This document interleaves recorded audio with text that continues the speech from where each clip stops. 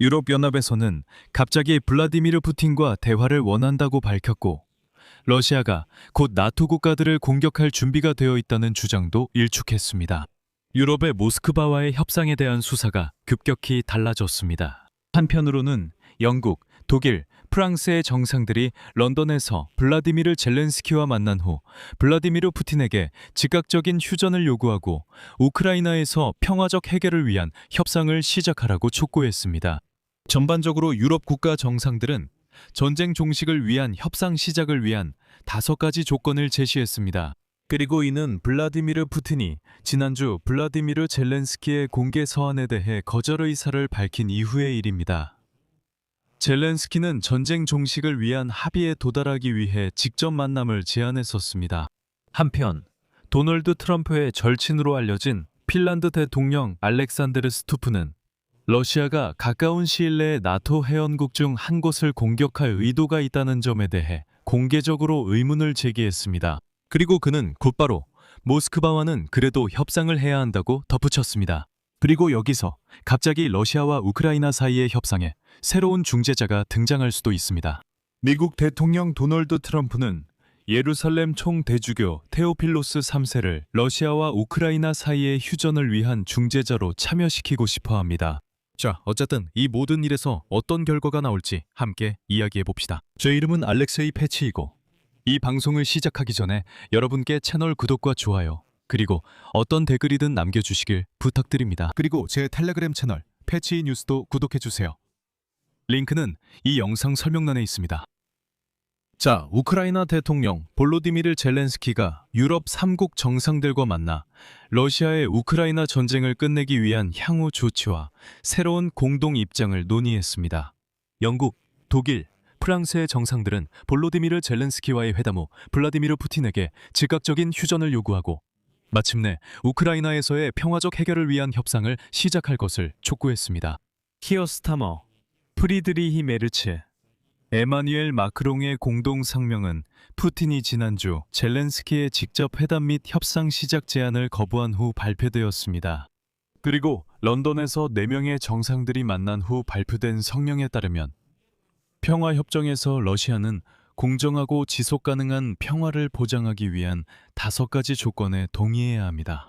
그 중에는 즉각적이고 완전한 전투 중단이 포함되어 있습니다. 현재의 전선입니다. 현재의 전선이 협상 시작의 출발점이 될 것이며 국제 국경은 무력으로 변경되어서는 안 됩니다.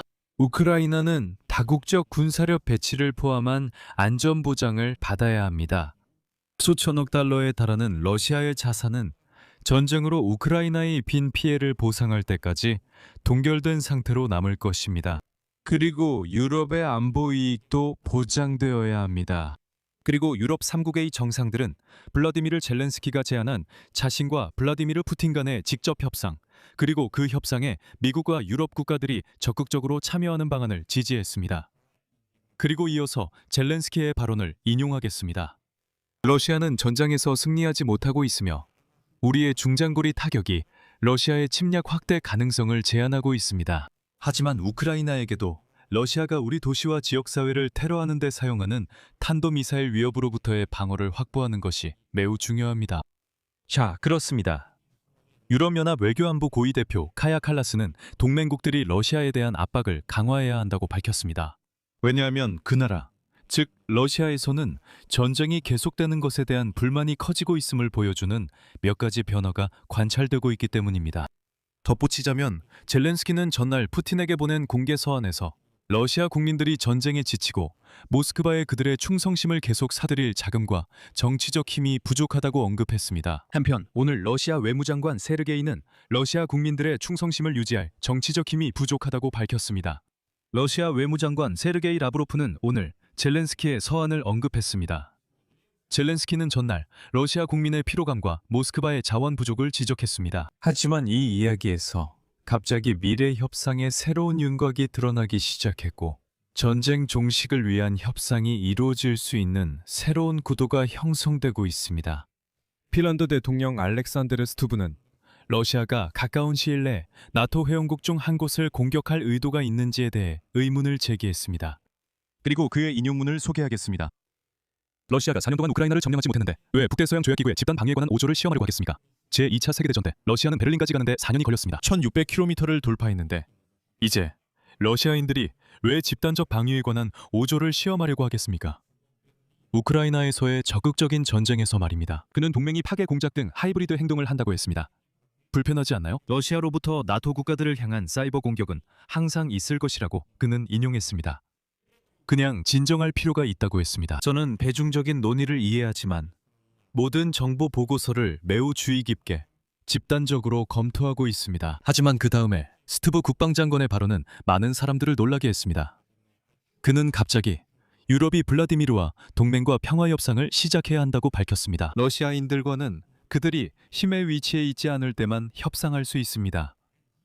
우리는 이것을 미국인들과 함께 공동으로 해야 합니다. 제가 다시 말씀드리자면 스트브는 집단적인 불편함에 대한 큰 기사를 쓴 인물입니다. 그리고 지금 트럼프도 협상의 가능성을 타진하려 하고 새로운 방식을 찾고 있습니다. 트럼프는 예루살렘 총대주교 테오필로스 3세를 러시아와 우크라이나 사이의 중재자로 끌어들여 휴전을 성사시키고자 합니다. 이 소식은 이스라엘 언론 아이넷이 보도했습니다. 매체의 소식통에 따르면 총대주교는 모스크바와 키우 양측의 집단적 협의에 나서고 북대서양 동맹이 중재하는 데 도움을 줄 수 있습니다. 매체 소식통에 따르면 이 계획의 일환으로 총대주교는 이미 6월 말에 러시아 대통령 블라디미르 푸틴과의 회담이 예정되어 있다고 합니다. 워싱턴에서는 테오필로스 3세가 러시아와 우크라이나 모두에게 신뢰를 받고 있으며 인도주의 및 외교적 이니셔티브에도 참여하고 있다고 보고 있습니다. 하지만 그의 대화 상대들은 이 기사를 북대서양 동맹의 집단 방어에 관한 것으로 부르면서도 정교회 세계에서는 도덕적으로 불편하다고 말합니다. 테오필로스 3세는 2005년부터 예루살렘 정교회를 이끌고 있으며 정교회에서 가장 영향력 있는 인물 중 한 명으로 여겨집니다. 그리고 여기서 한 가지 더 말씀드리자면 독일 정부도 이전에 러시아와 대화할 여지가 서서히 열리고 있다고 본 바 있습니다. 북대서양 조약기구의 집단 방위 조항에 대해 말씀드리자면 최근 유럽인들의 행동을 보면 그들이 현재 모스크바와의 대화 형식을 찾고 있다는 것이 분명해집니다. 이 형식은 EU 국가들이 합법적으로 여길 수 있는 것입니다.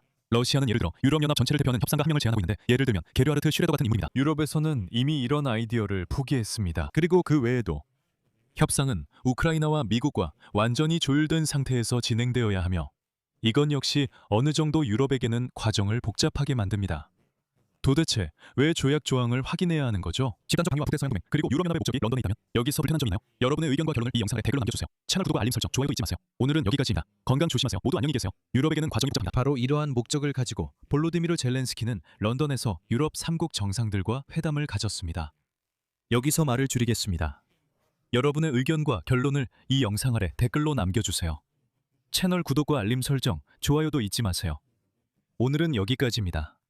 건강 조심하세요. 모두 안녕히 계세요.